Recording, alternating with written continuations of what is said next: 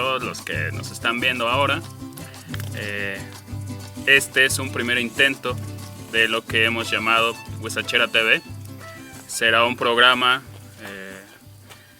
quizá mensual, semanal, aún no lo sabemos, pero que hoy hemos tomado la decisión de iniciar, ¿no?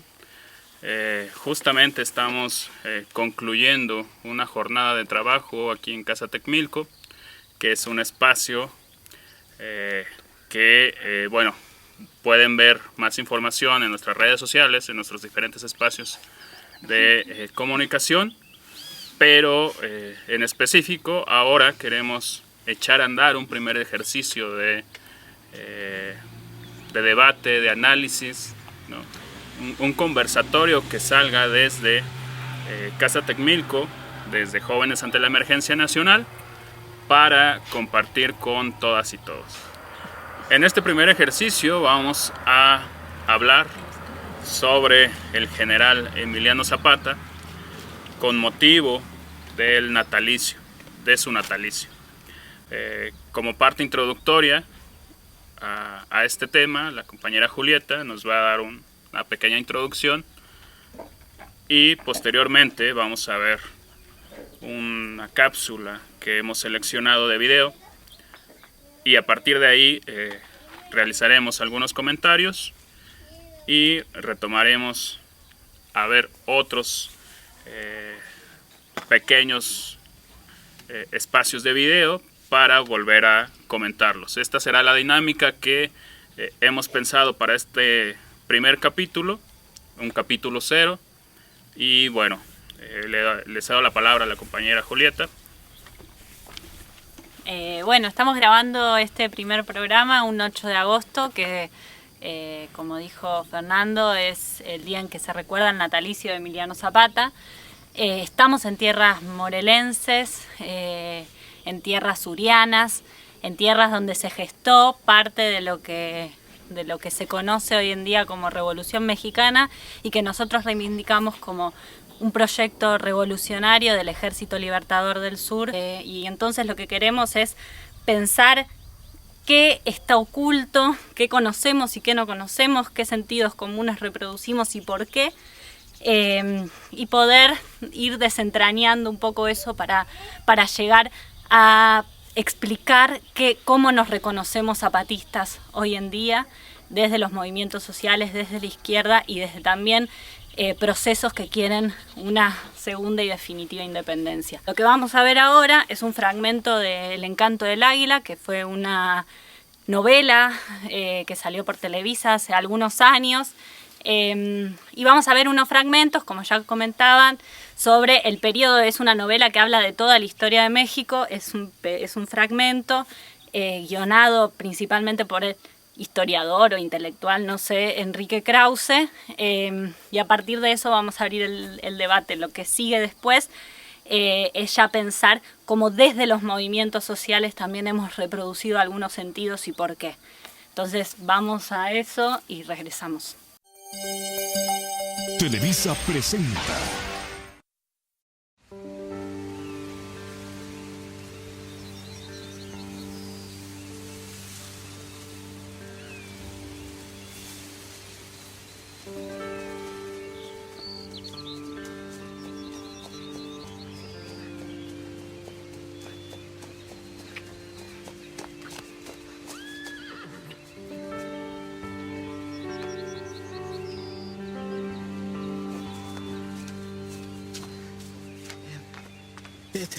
telegrama de Francisco Villa, que entren juntos a la Ciudad de México.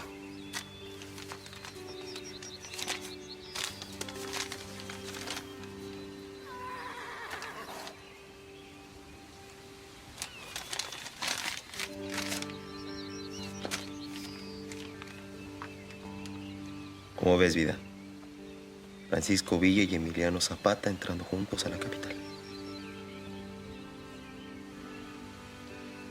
Informo que acepta, mi general.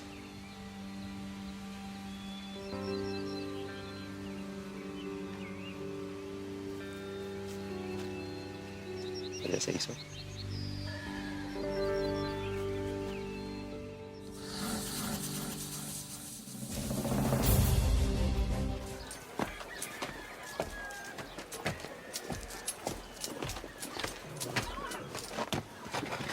Mi general Fierro. Perdone que no lo hayamos esperado, pero se nos enfriaban las tortillas. Perdón, mi general. Estaba ocupado. Estaba enfriando unos traidores. Está bien, entonces. Pero si ya se había dado la orden de no exterminar más tropas enemigas. Pues sí, pero pues la costumbre. ¿Y a cuánto se enfrió? Todo un arbolote con sus 7 racimotes. Bueno, ya estuvo bueno. Ya no nos hable más de federales o esto nos va a quedar como purga de güey. Ay, Por eso, ahora que mi general Zapata llegue a ser el mero mero, se acabaron los federales y todas las injusticias. ¡Salud! General Brigadier Piquinto Galis. Yo nunca voy a ser el mero mero. No peleo para eso. ¿Cómo de que no? Si ya hemos aprendido que el que se monta en la silla se corrompe, ¿qué no? Por eso tiene que ser usted. ¿Y si yo también me corrompo? ¿Qué va a hacer?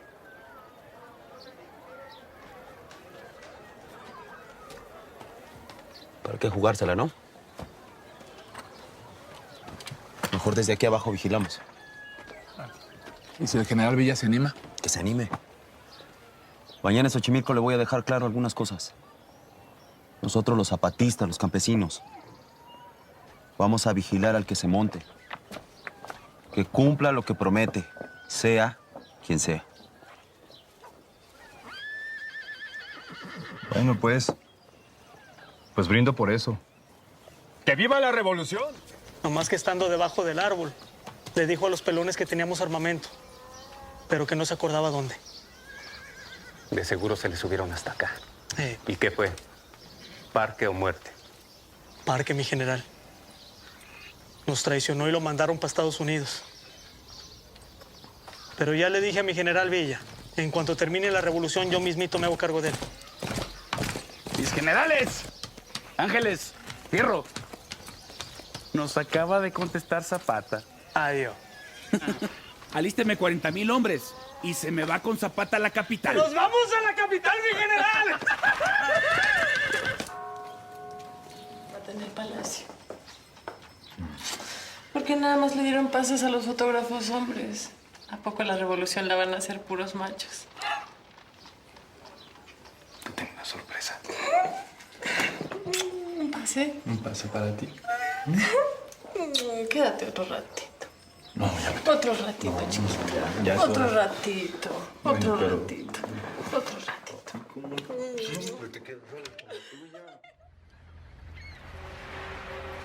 Estos zapatistas y villistas piensan que todo se acabó. Pero la guerra apenas empieza. La guerra debe comenzar. ¿Me está usted autorizando que organice la tropa y vaya contra Francisco Villa? He pensado en las estrategias que propone y le doy la razón. Será una batalla cerrada, pero con algo de fortuna de nuestro lado podemos vencer. Le quedan 5 vidas, general. Y es mi deseo que las emplee todas defendiendo a la nación.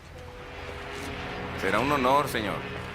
Pido su autorización para ir a hablar con mis generales inmediatamente.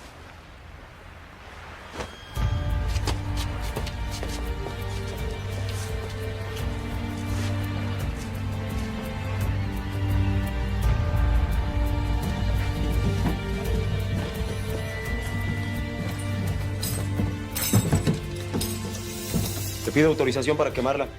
¿Y eso? ¿La gente piensa que está embrujada? Los candidatos prometen, nomás se sientan y se les olvida todo. Que va a estar embrujado, hombre. Vamos a calarla. Mire, está movidita. Acá. 1, 2, 3. Acá, mi general. Aquí. 1, 2.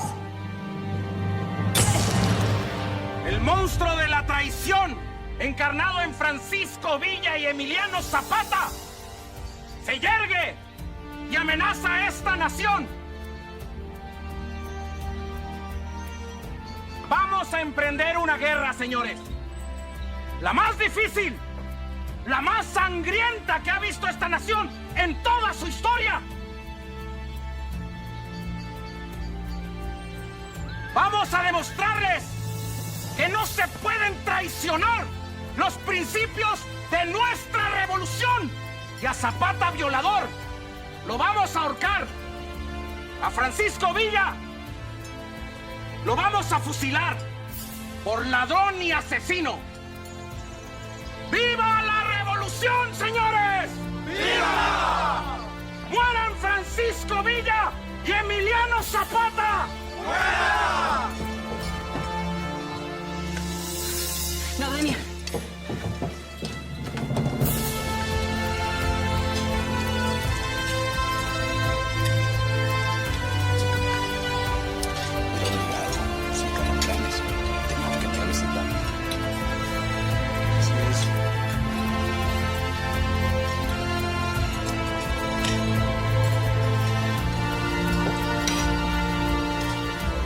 Como acabamos de ver, es un pequeño video que hemos querido mostrarles, y bueno, ahora vamos a tener una pequeña ronda de participaciones, de dudas, de algunos comentarios respecto a este material, y como primer momento Diego quiere participar, entonces vamos a escucharle. Hola, ¿qué tal a todas y a todos los que están de allá?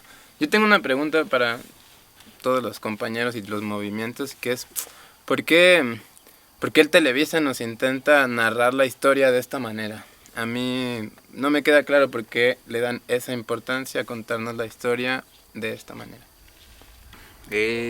Quizás espero ayudar un poco con lo que plantea Diego, pero también como creo que lo importante sería primero tener en cuenta que es una operación común de parte de los grupos de poder dominantes que se levantan en contra de un proceso revolucionario, tergiversar la historia, tergiversarla, mandarla al olvido, callarla, que no exista, pero de vez en cuando es imposible que ocultarla, tener una historia domesticada, ¿no? Una historia que les funcione, una historia que les sirva, una historia que les ayude a sostener el relato, en el que toda la historia llena de contradicciones, de crímenes incluso de ellos en contra de los pueblos, aparezcan como la contribución a que ellos estén en el lugar que deben de estar, ¿no? O sea, creo que esa es como una cosa básica.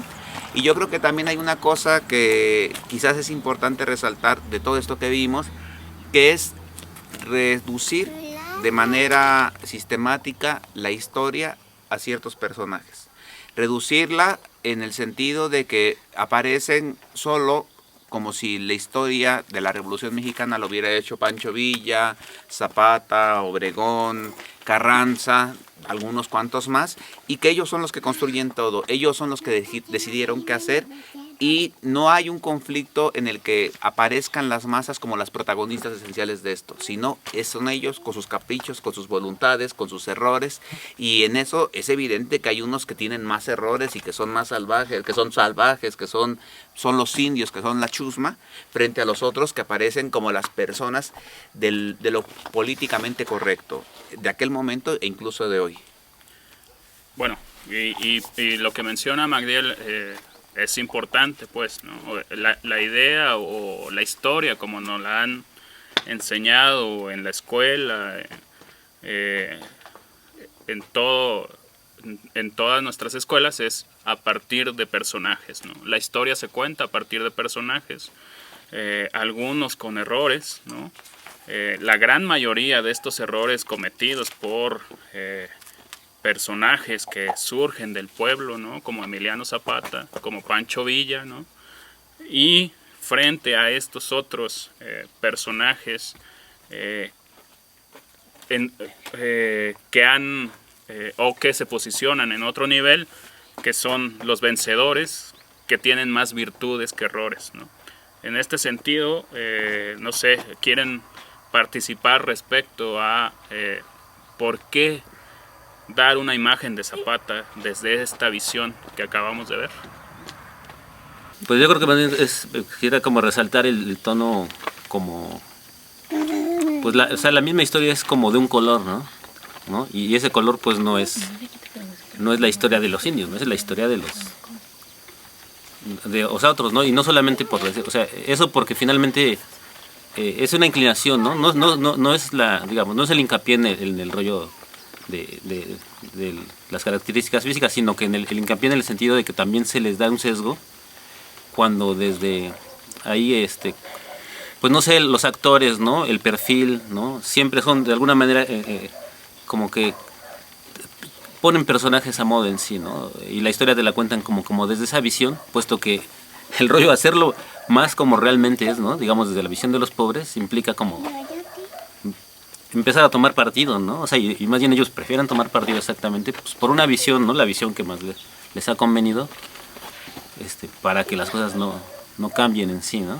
A mí me gustaría retomar o contextualizar un poquito también lo que realmente fue el proyecto, que me queda muy claro cómo lo dice. Es una reforma agraria radical, buscaba la liberación de todas las tierras que estaban a cargo de terratenientes y de ese gran capital que se estaba imponiendo a nivel país, que creo que siempre se deja de lado, que no se cuenta en la historia que nos presentan en las escuelas, por ejemplo, y que sí es importante saber que el zapatismo estuvo durante 9 años a cargo de ese proyecto de nación, ¿no? de esa reforma que querían llevar a cabo justamente hasta la muerte de Zapata, ¿no? Entonces me gustaría saber si pudiéramos como ver qué pasó con eso. ¿Se acabó con Zapata? Esa duda que siempre hay de triunfó o no triunfó. ¿Qué pasó? ¿Qué es lo que va después, ¿no? Porque no se acaba con los personajes. Entonces también viene un poco la duda hacia eso, ¿no? Bueno, y esta desvalorización, como dicen mis compañeros de la lucha zapatista, también es una cuestión de cortar la herencia de Zapata, ¿no? Y del movimiento zapatista, más allá también de Emiliano Zapata. Bueno, y es tratar de menguar como cualquier esfuerzo campesino o cualquier alzamiento por unas demandas justas, es darlo por sentado que va a ser un fracaso o que no se va a conseguir como el objetivo que es el bien común. Siento que por eso también se vulgariza de esta forma la imagen de Zapata y del movimiento zapatista.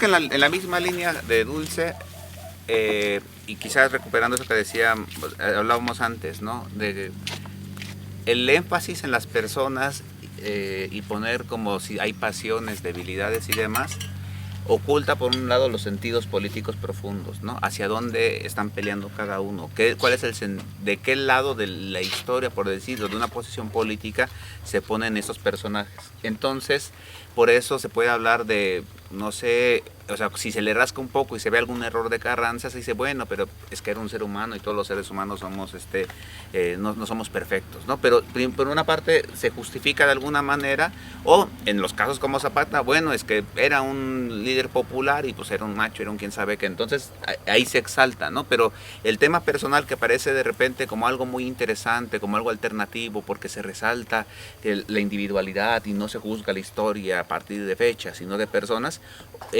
intencionalmente opera, como en estos casos, en el sentido de ocultar los sentidos profundos, ¿no? Y en esta otra parte creo que también lo que está de fondo en el relato es la historia de los salvajes, Zapata, Villa, ¿no?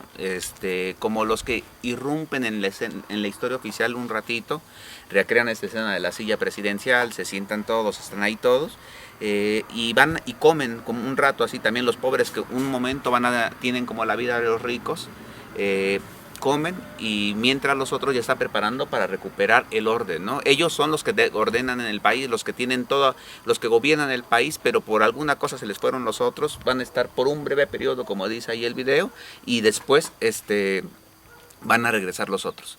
Incluso eso creo que es algo muy importante que pesa y que cargamos sobre las derrotas, que es que no tenemos la posibilidad de imaginar que podamos ganar, ¿no? O sea, en todo caso, cuando llegamos a tener un momento especial, siempre se nos juzga como un momento corto en el que después las cosas van a volver a tener el orden que tenían, ¿no?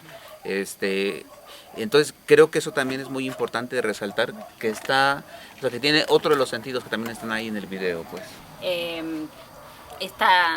este sentido, o sea, lo que vamos a estar viendo en todos los videos y lo que nosotros también estamos discutiendo en este aniversario natalicio de Emiliano Zapata es, por un lado, la capacidad política que tienen los sectores populares por crearse ellos mismos, nosotras mismas, un proyecto político liberador, y también por apostarle a que ese proyecto triunfe, y que triunfe también tiene que ver con una disputa por el poder, ¿no?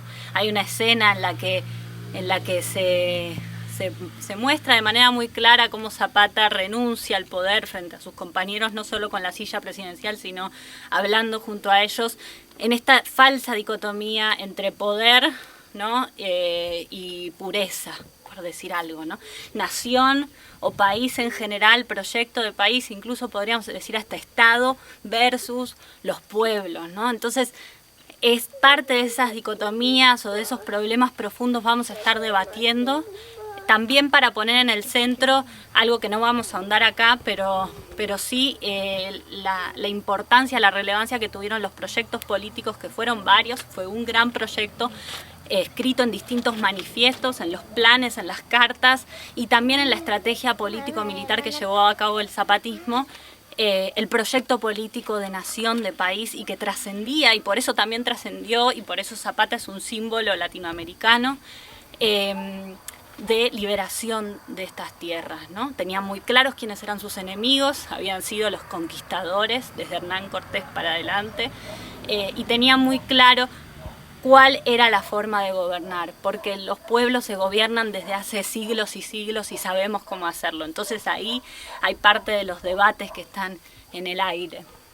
Entonces, retomando un poco lo que menciona Julieta en estas dicotomías y en esta idea del zapatismo a partir de un proyecto político de nación, ¿no? Hemos retomado un fragmento de la entrevista de Julio Scherer al subcomandante Marcos en estas caravanas que en el 2001 hacen a la Ciudad de México. Entonces vamos a verlo y regresamos a comentarlo. ¿Es usted un rebelde que exige cambios profundos o un revolucionario que lucha por transformaciones radicales? Otra manera de hacer patria. Nosotros nos ubicamos más como un rebelde que quiere cambios sociales, es decir, la definición como el revolucionario clásico no nos queda, no porque no querramos, sino porque en el contexto en el que surgimos, las comunidades indígenas, no es posible esa expectativa. Es decir, el sujeto colectivo lo es también en el proceso revolucionario, y es el que marca las pautas. Esto queremos, esto no queremos, hasta aquí llegamos, hasta aquí no llegamos. ¿Usted se ve muy lejos como revolucionario? ¿Me veo muy lejos? ¿O se ve cerquita? No entiendo a qué te refieres. ¿A sí, que llegue lejos? Digo, se ve cerca del sentido de que si fracasa usted como rebelde, usted optaría por la vía revolucionaria, entiendo. Porque a lo largo de lo que estamos platicando, usted me ha dicho, o creo yo haberlo entendido así, de que no habría de otra. Yo pienso que el peligro es que el revolucionario, no el peligro, pues el destino es diferente. El revolucionario tiende a convertirse en un político. Y el rebelde social no deja de ser un rebelde social. En el momento en que Marcos o el zapatismo se convierten en un proyecto revolucionario, quiere decir, en algo que devenga en un actor político, en un actor político dentro de la clase política, el zapatismo va a fracasar como propuesta alternativa. ¿Por qué un revolucionario se convierte en político, Marcos? Porque un revolucionario se plantea fundamentalmente transformar las cosas desde arriba, no desde abajo, a diferencia del rebelde social. El revolucionario se plantea, vamos a hacer un movimiento de rebeldía, tomo el poder y desde arriba transformo las cosas. Y el rebelde social no, el rebelde social va planteando demandas y desde abajo va transformando, sin tener que plantearse el problema. Cuando dice eso, piensa en la Revolución Mexicana. Sí, pienso en Zapata y en Carranza, fundamentalmente. Carranza, que se plantea los cambios a la hora de tomar el poder, y Zapata, que se plantea las demandas y al momento en que roza la silla, ni siquiera para tomarse la foto.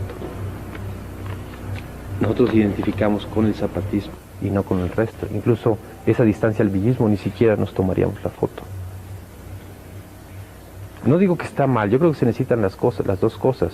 Se va a necesitar políticos, desgraciadamente, pero también se van a necesitar rebeldes sociales. Creo que el zapatismo tiene que optar y va a optar por los rebeldes sociales.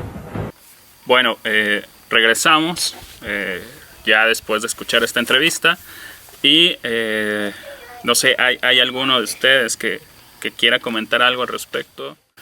¿Qué les pareció? ¿Están de acuerdo? ¿Estamos de acuerdo con el subcomandante, con su visión acerca de el ser rebelde versus el ser revolucionario, ¿no? Entonces, ¿alguien quiere?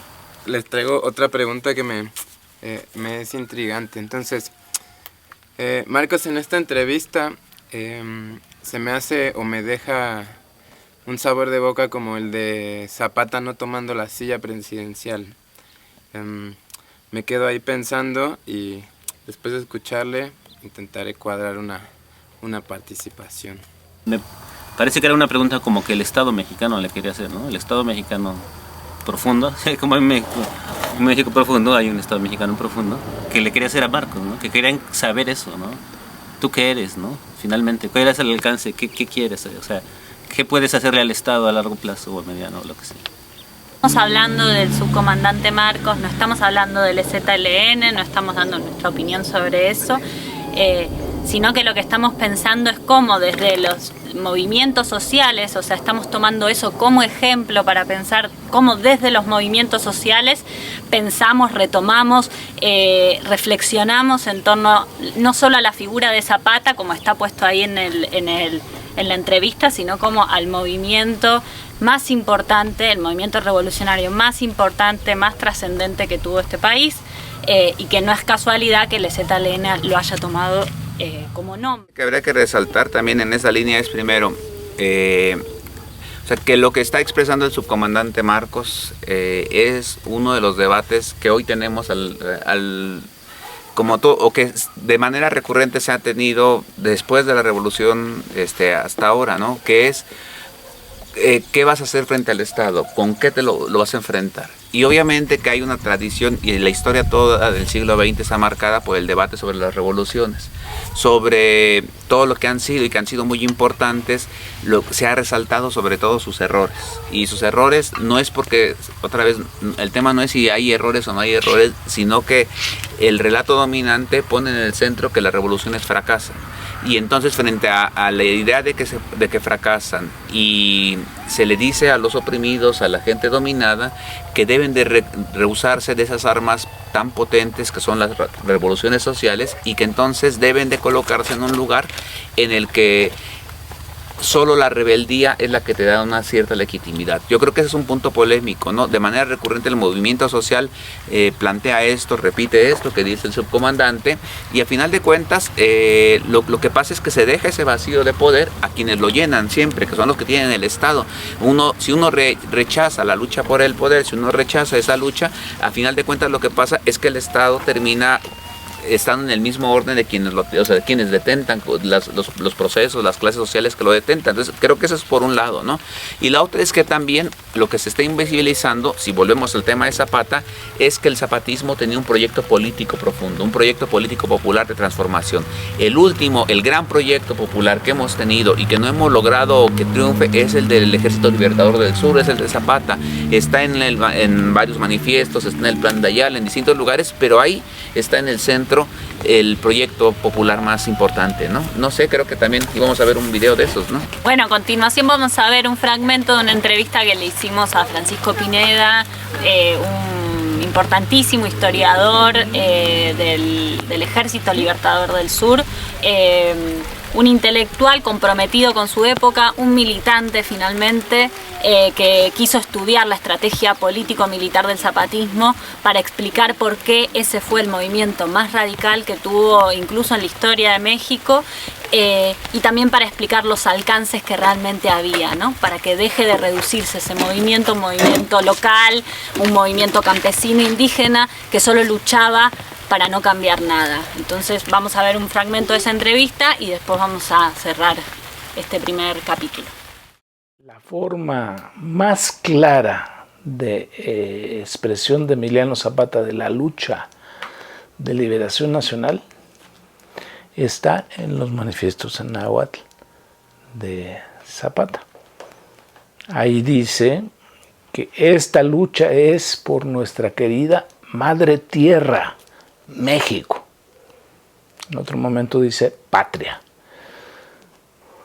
Y ahí está claro la vocación de liberación nacional contra las haciendas españolas, contra lo que implantó Hernán Cortés. Esa es la vocación nacional de Zapata. La lucha de los pueblos contra las haciendas y la lucha de los pueblos por México, porque nadie vuelva a oprimir al pueblo mexicano. Es la revolución de ellos, de la civilización del maíz. Por eso yo digo social y liberación nacional, porque es la reivindicación de los oprimidos cuyos saberes se han negado, cuya civilización se ha negado, pero tenemos mucho que aprender de nuestra civilización, la civilización del maíz. Ya luego estuvo terminado el plan de Ayala. Por allá improvisaron una musiquita que no conocía ni nota y como que entonaron el himno nacional. Y unos lloraban, porque usted ve que cuando está el himno se enardece la sangre y dan ganas de llorar. Y lloraron muchos hombres. Ahí entonaron los pobres el himno nacional.